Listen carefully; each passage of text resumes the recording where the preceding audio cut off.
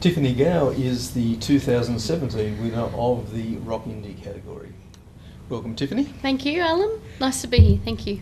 Your song is titled Broken. Yes. Can you tell us a bit about it? Yeah, sure. My beautiful mum, my best friend, unfortunately she passed away 3 years ago, and she passed away from acute myeloid leukemia, which is quite rare in itself. And Broken was born from that, so I wrote Broken through when I was grieving. It's just about losing my best friend and the after effect of losing someone that you really love. So it was really great to dedicate a song to her, and also help through the grieving process by writing Broken. Yeah. I'm always connected to her through the song. So it's a beautiful dedication, and I'm sure she's very proud in heaven. So you're a performing songwriter, aren't you? Yes, yeah. And next year I'm very excited because I'm actually starting a series of original gigs. And I was actually just speaking outside with a few of the other winners as well. I've got some amazing musicians playing with me next year. So I've got people that are performing on shows such as The Voice and Australian Idol. Right. So very impressive musicians that'll be doing original gigs with me next year. Very excited. Right. Yes, yeah. Well, that should be really good. Yeah, it'd be fantastic. Yeah, very excited. So do you class yourself as a rock chick? Very much so. Yep. Very much so. I am proud to be a cliche rock chick, I guess. No, I'm very passionate about my rock and draw a lot of influences from many contemporary rock acts. Broken is actually very Evanescence-y kind of sounding song. Right. So definitely I would categorise myself as a rock chick. So yes. Where do your main influences come from in that case? So I love, like I said, I love Evanescence. Huge fan of Evanescence. Amy Lee has a brilliant voice, so she's definitely impacted on my music. Right. Many different artists. You've got another band, Hailstorm, and then there's Paramore, and then there's Bon Jovi, and just really clever, creative musicians. And I draw a lot from independent rock people as well, artists as well. Yeah. So where did you have Broken recorded at? In Melbourne, at the Song Store. Yes, okay. Yeah. So Adrian Hannon and Barbara Hannon run the Song Store. Yes. Brilliant, absolutely brilliant, amazing team. I was just saying to the guys outside, Adrian played every single instrument on Broken. Yes. Really? Every single instrument on Broken, he played. So he's an absolute genius. They're lovely people, and I can't emphasise the Song Store enough. Yeah. The production is first class. Okay. Yes. Very lucky. Are you an instrumentalist yourself, or do you just have a backing band? So when I play live, I always use session musicians. Okay.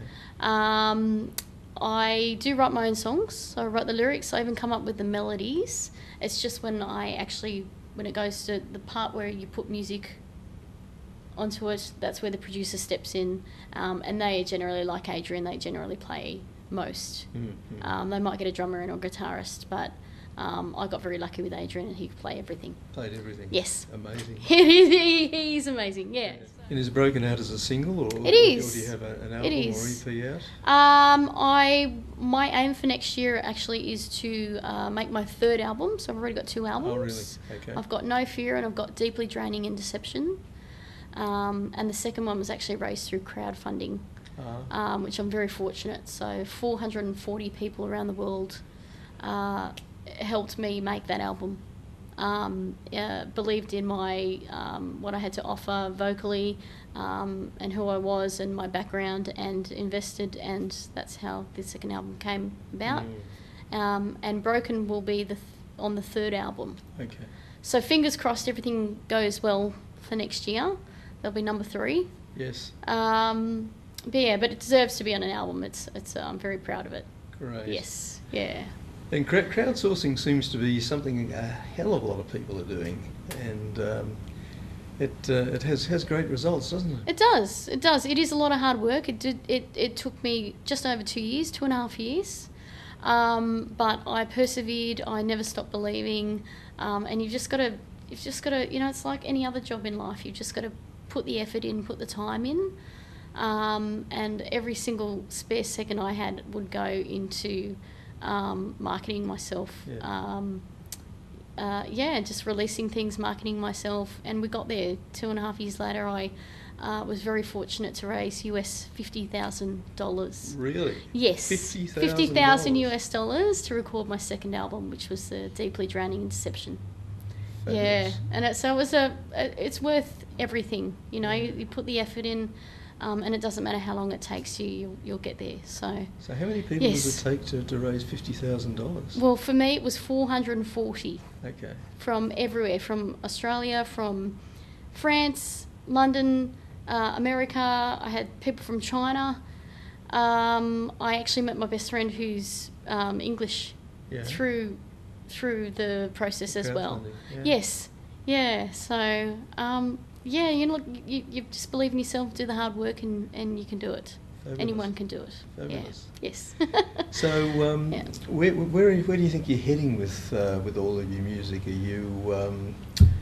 you planning to make a full-time career out Absolutely. of it? Or, Absolutely. Okay. Yes. No. Absolutely. And I'm very honoured to have won this award. So thank you to yourself and all the ASA. Everybody who's been involved. It's all the all the good judges out there. Amazing, incredible. You're incredible. Seriously though, I'm very grateful to have won this, and I'm not taking it lightly. I'm really, we're going to the next level, and I'm putting my heart and soul into going to that next level. So I'd really love to go overseas, to be honest. Yeah. I think rock is more. I'd say the European market is probably perfect for me. Maybe possibly the US, but I think rock is really quite has an impact in Europe. So personally, I'd love to just be overseas somewhere, in one of the European countries, touring. That's where I'd love to be. International touring is my dream. Okay. So third album in international touring, and I'm a big believer and I work hard. So give it my best shot. All right. Well, if there was a band that you could tour Europe with as maybe a support act or something like that, who would it be? AC/DC's not working at the moment. No, sadly, no. They've had a rough trot. Straight off the bat, even though I have a favourite band, I'm going to go with Evanescence again. I love Evanescence. I just, and it's funny because on social media, on Facebook, just recently, someone had asked me, what are your dream duets? And I actually replied with Amy Lee from Evanescence. So yes, Evanescence, if you're watching Evanescence, call me. Please. No, that would be, seriously, I'd be screaming with joy. Another band is Bon Jovi. They are my favourite band, but I've got to say Evanescence are just the cutting edge. They're very contemporary, and as I said, Amy Lee's got this amazing voice. It would be such a privilege to tour with them. So yes, Evanescence. Yeah.